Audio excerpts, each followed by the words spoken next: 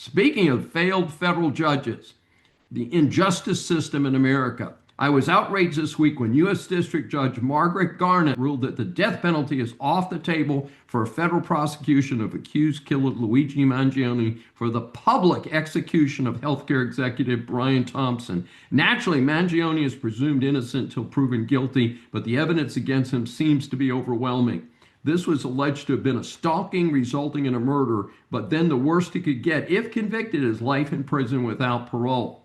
I note that the Menendez brothers in California were recently classified from that no parole status and are working on getting parole. So that verdict does not mean much to me these days. Further, why should the taxpayers pay for as much as 50 years or more of room and board when this appears to be such a heinous act? Does anyone believe that such a person, if convicted, should ever be allowed to the general population?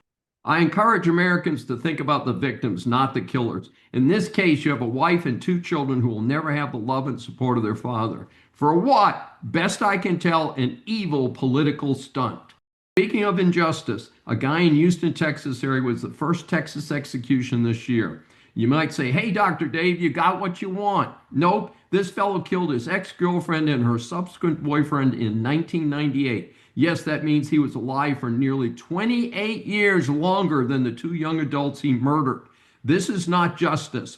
I want to see capital punishment reform in this country. I want to see persons convicted of such crimes put to death in less than 18 months. Time to get justice for the victims. No more endless appeals. Did the victims get 28 years to plead for their lives? I notice in all this extreme leftist talk about ICE, none of them mention the many innocent Americans killed, raped, and robbed by the evildoers.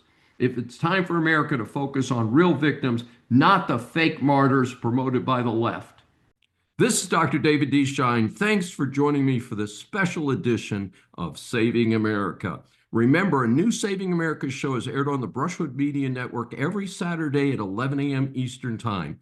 Listen on any of the 16 network stations, Apple or Google mobile app, Apple CarPlay, TuneIn, Smart Speaker, and all smart TVs.